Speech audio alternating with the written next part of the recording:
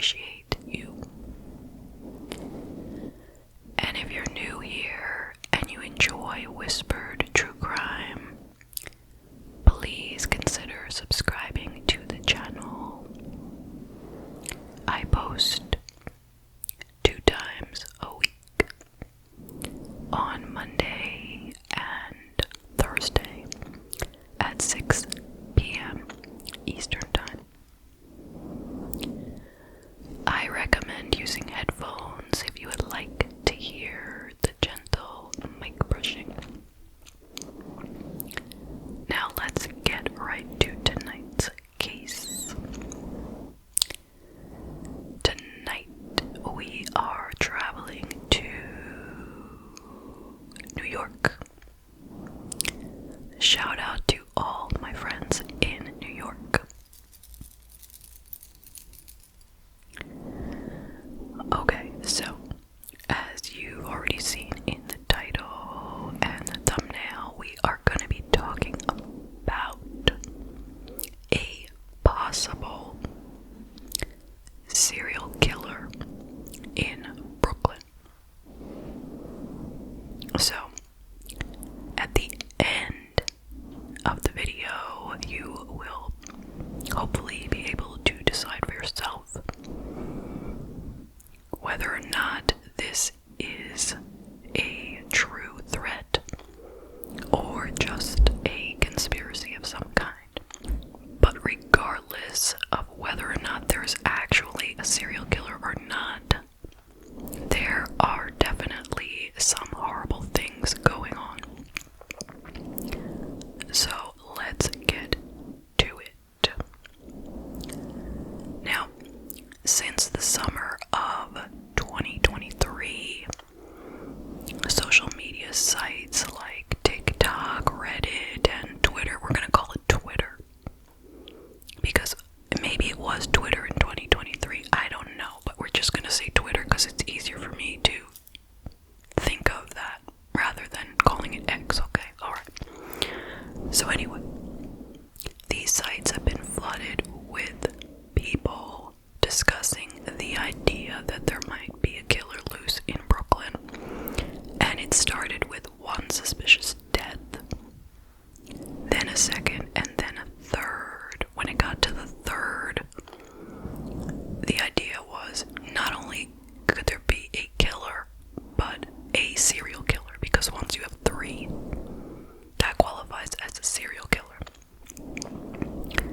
Anyway, not only were there dead bodies showing up all in the same creek, but there were several other bizarre and horrifying things going on during the same time period in the same vicinity. So, let's start by talking about a young man named Carl Clemente. He was born on March 31st, 1996, and he lived in Yorktown, New York. According to his father, Carl was, quote, a very loving kid, end quote. He played the guitar and he was dedicated to his job, helping troubled families. Quote, his passion is to help kids navigate their lives, end quote, is what his father had said. In 2023, he was 27 years old and he was a psychologist working at New York City's Child Welfare Agency. On June 11th of 2023, he was hanging out with some friends at an apartment in Brooklyn, and they decided they would go to the Mirage Nightclub in Brooklyn. Now let me tell you about the Mirage Nightclub. I will read you their description. The Brooklyn Mirage is a breathtaking open-air sanctuary in the heart of the avant-Gardner complex. The inner courtyard is a totally immersive space surrounded by towering walls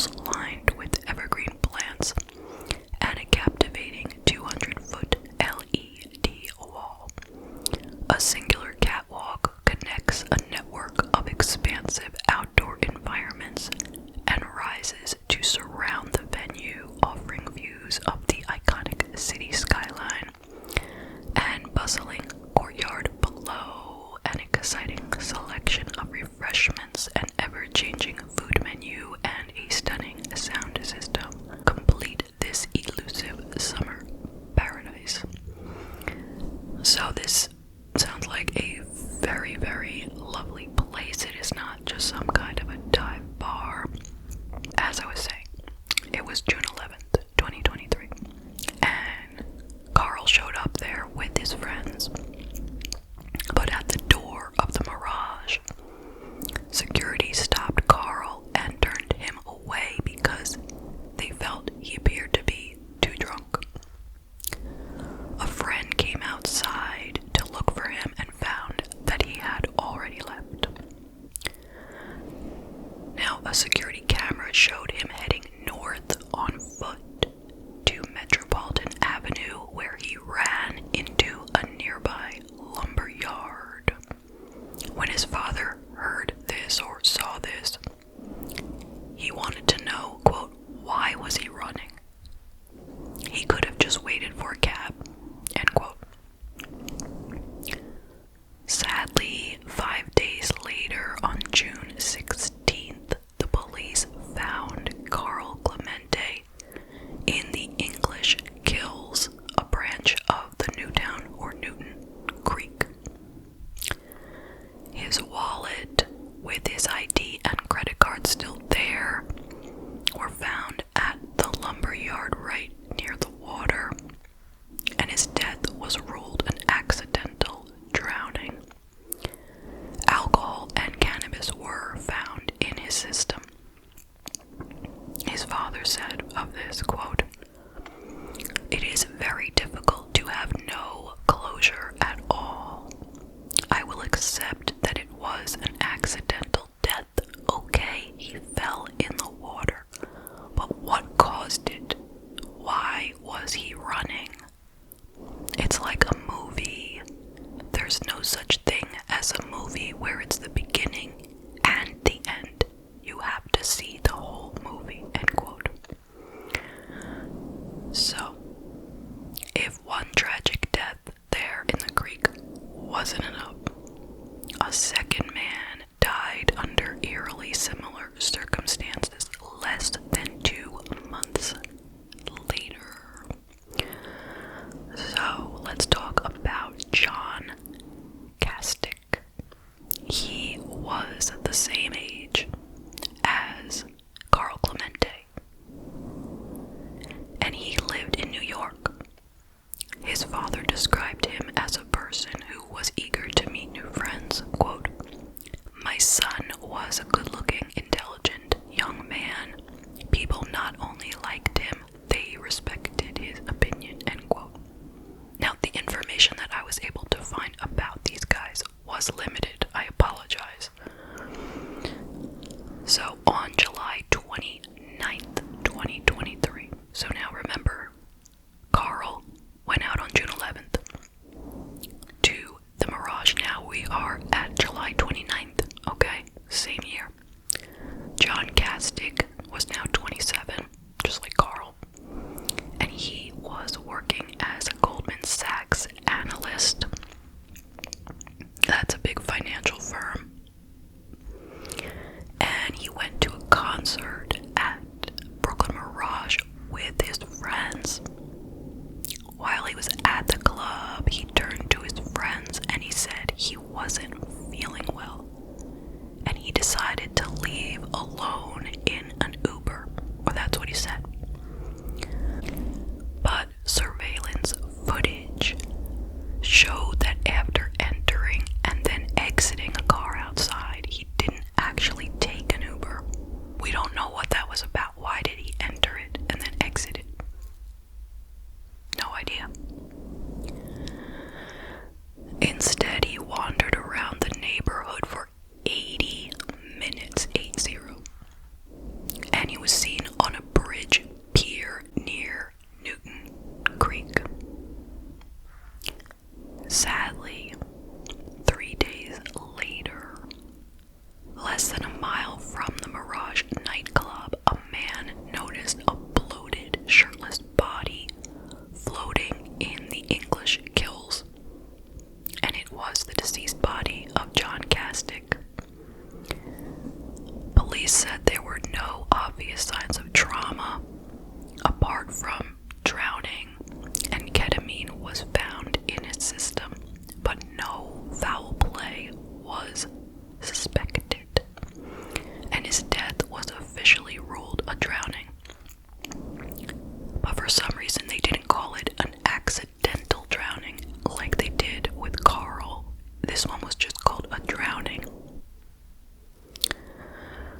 It has been said that authorities do not think that these two cases were connected at all. They were just two coincidental, unfortunate tragedies. But people took to social media to discuss the bizarre coincidence. Several people tweeted that Brooklyn Mirage has a known problem with customers who come there using drugs. And this has led to battles with the New York State Liquor Authority. People believe that there should be a big push to fortify the industrial area around the concert complex to make it safer. One Twitter user stated, quote, "More lights outside, more cameras, better security, and for F's sake, free Wi-Fi. Many of us no longer get any service here and are forced to walk blocks to be able to call Ubers. Please do something. People are dying and the community is hurting." Maybe that explains why the guy was running. Maybe he had no service and he was running to get to a point where he had service. I don't know, that's just me guessing. Another Twitter user stated, quote, "To all my followers in the New York City area, please do not go to/from the Brooklyn Mirage alone. There have been 2 men found dead in the last 2 months after last being seen walking at night from the venue, and it might very well be connected. Please look out for each other," end quote. Now, in between these 2 deaths, there was another bizarre incident. Okay, not a death. So it was on July 22nd, going into July 23rd, so like a 2-day situation of 2023. And a man named Michael Bautista, he was a 32-year-old ophthalmologist and cataract surgeon from Norwalk, Connecticut. He reported that he was taken hostage by a Bronx man as he was leaving the Mirage Club in Brooklyn alone, after having been there with his friends that night. So what happened was he left the Mirage and he got into a taxi. And he told the driver to take him to his car, which was parked several blocks away. So sounds like he was trying to be safe. You know, he didn't want to walk alone in the dark to his car. He was taking a taxi to his car.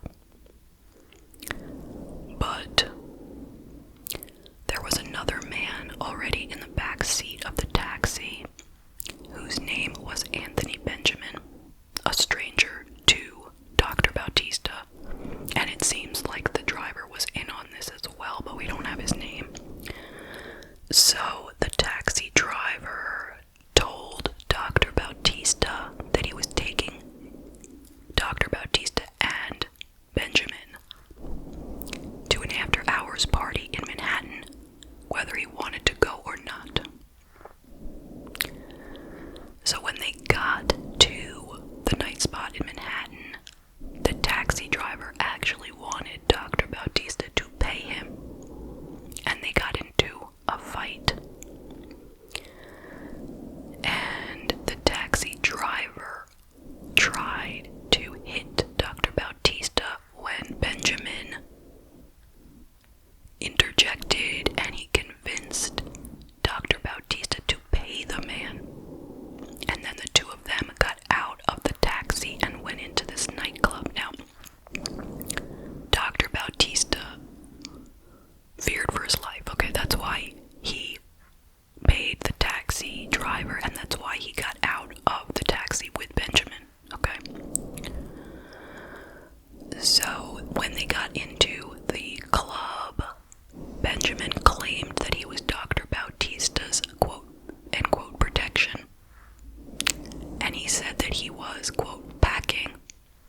as he touched his waistband, so he claimed that he had a weapon. Okay, nobody saw it, but he claimed it was there. So after they finished spending time at the nightclub, they got into an Uber and headed back to Dr. Bautista's car in Brooklyn. And then Benjamin forced Dr. Bautista to drive them to the Bronx, stating that he would kill him if he didn't comply. They stopped at several ATMs on the way, and the doctor was forced to take out about $1,000. And Benjamin started handing out some of the money to his friends in the Bronx. Then they went on a shopping spree at several stores and restaurants in the Bronx, including Mario's Pizzeria, Hollywood Delights, Freckles Juice, and Family African Meat Market. They picked up more than $570 worth of food.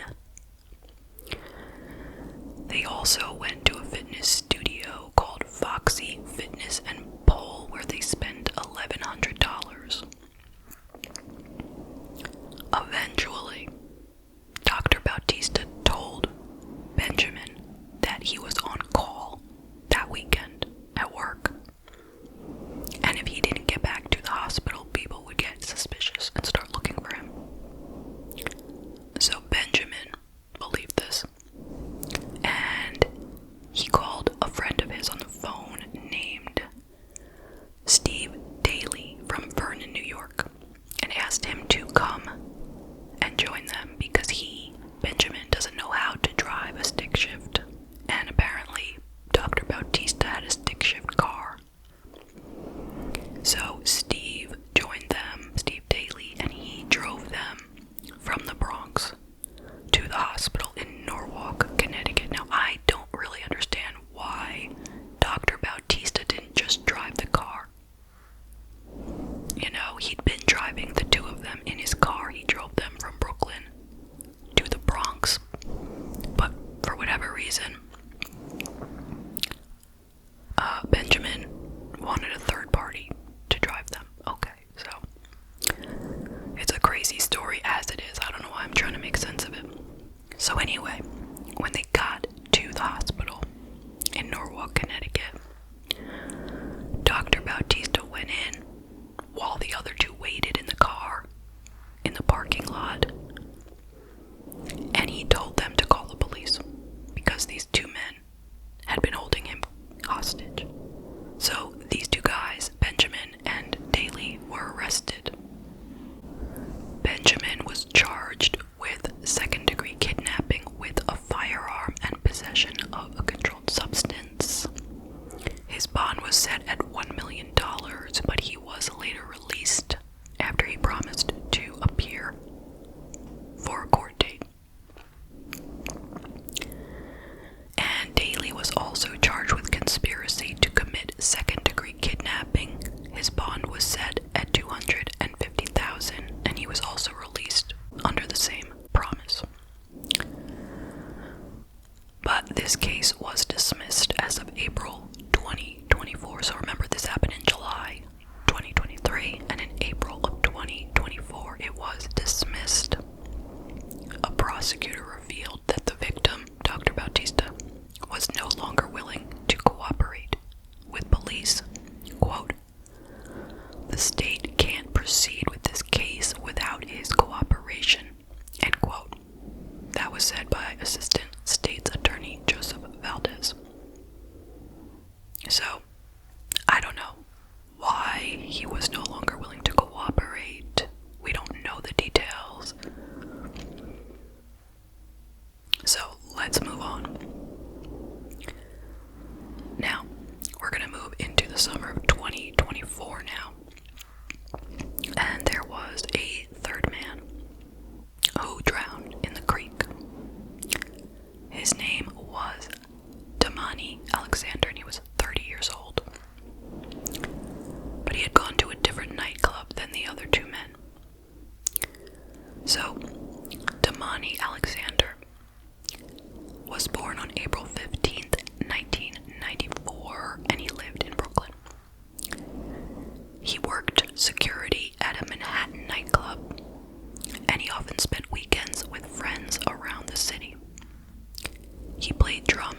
church and served in the army.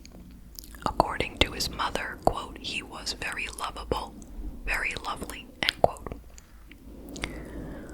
On the night of July 28th, 2024, he went to a place called the Knockdown Center. Okay, so let me tell you what that is. Knockdown Center is a cultural space, performance venue, and art center located in Maspeth, Queens. It is on the border of Queens and Brooklyn. The center includes many architecturally notable features: 20,000 square foot main hall, a backyard nicknamed The Ruins, a large gallery, and several other adjacent halls of varying sizes. So it sounds kind of similar to the Brooklyn Mirage. While at the venue, Damani sent text messages to friends saying that he felt his life was in danger.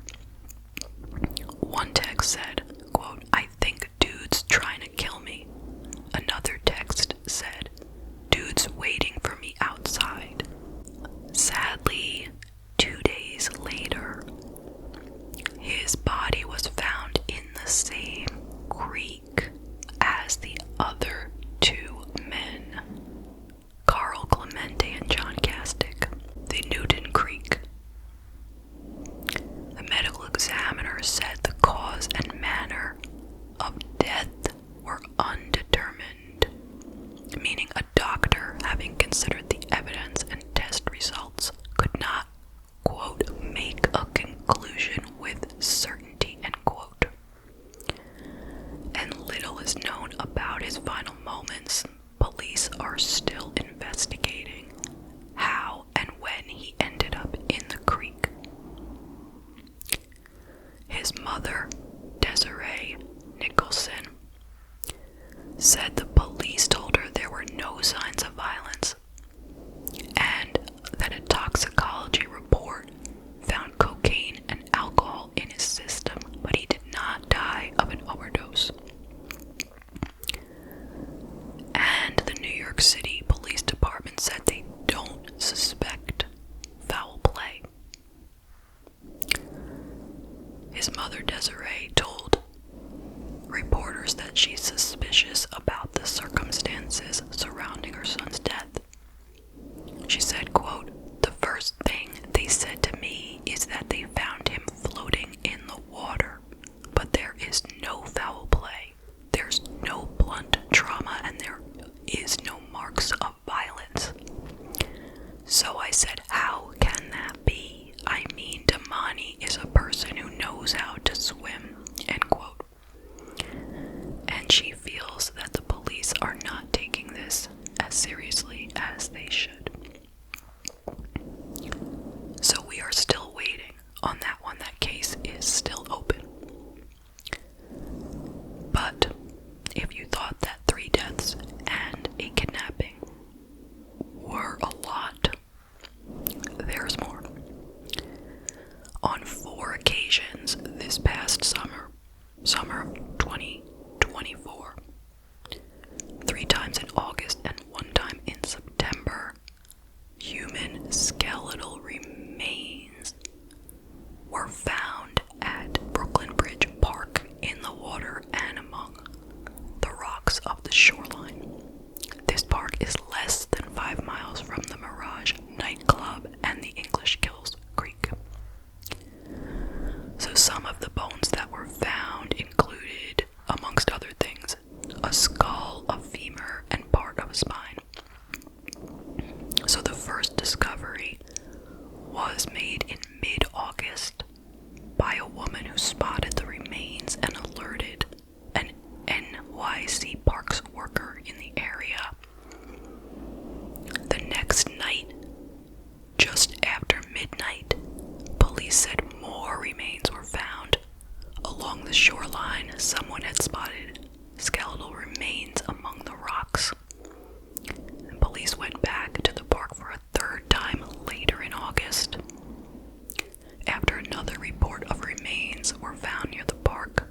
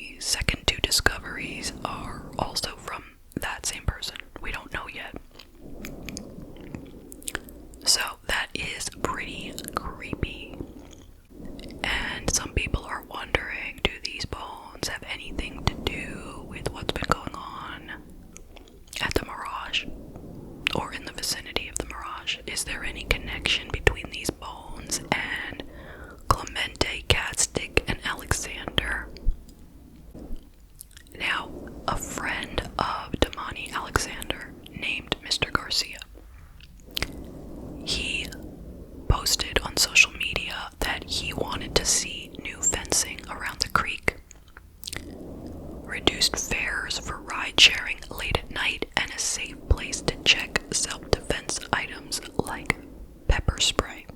He said, quote, "There are people that can make decisions to make it safer for people like me who go out as a form of therapy. If I'm being honest, I need it," end quote.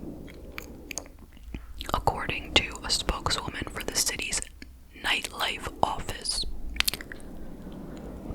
over the past year and a half, city officials and the venues have been working to improve lighting and signage, boost cell service, and address unlicensed taxi pickups. The Knockdown Center said it was cooperating with the police and that it was not aware of any continuing threat. They said, quote, "The safety of our public and neighborhood is always a primary priority," end quote.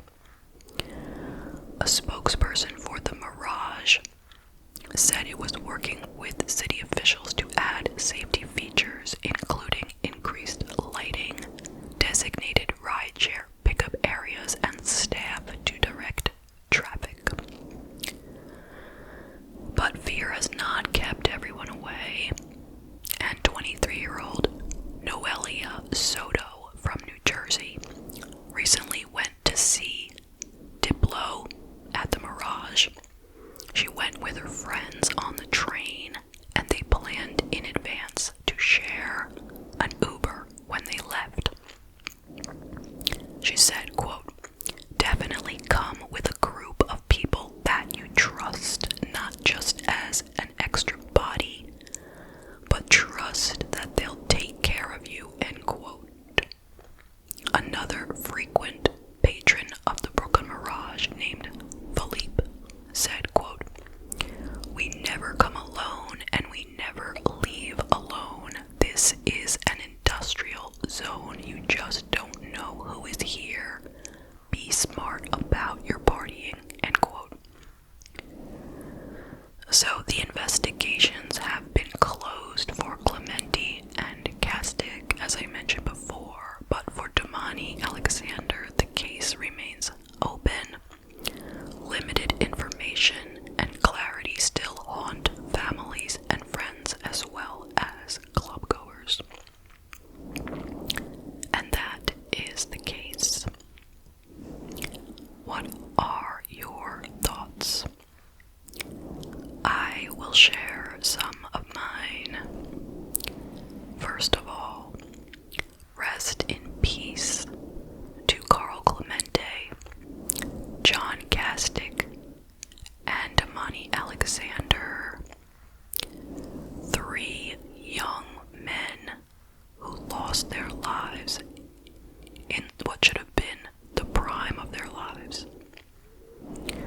And of course, my heart goes out to their family and friends and everyone who has been affected by the loss of these men. So, do I think they were killed because of foul play? And what about the kidnapping? And what about the bones? What do I think about all this? Well, I don't know, obviously, okay? I am just speculating, and please don't be offended by my speculation, alright?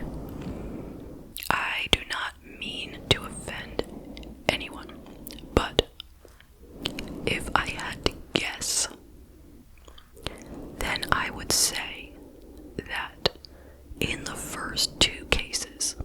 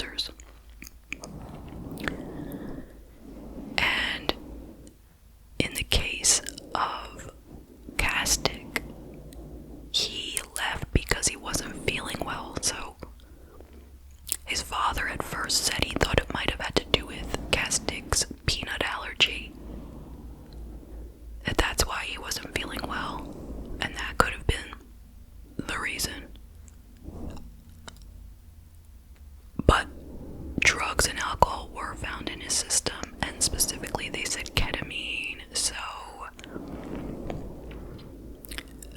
I'm thinking, who knows what ketamine could do to a person, right? I mean, that is a strong, strong drug. So I'm thinking that might have intoxicated him to the point where he fell in the water. And in the third case with Damani Alexander, the fact that he said he felt someone was trying to get him, that makes you wonder, right? Like, either he took something that made him paranoid, or there really was someone. Did he have any enemies? We don't really know. The case is still under investigation. Could someone have pushed him in the water? We don't know. So in that case, it could have been an accidental drowning due to some kind of intoxication, or there could have been someone else involved. Now, what about the kidnapping? That I don't think has any connection. I think it is an extremely bizarre story, but I don't think it has a connection. And the bones, I don't think that has a connection to the 3 men who died in the creek, personally. I do think there's some kind of foul play involved with those bones, but I don't know what. And I think it just shows us something that we already knew, and that is that it's not the safest area, and there is crime, and people are getting killed.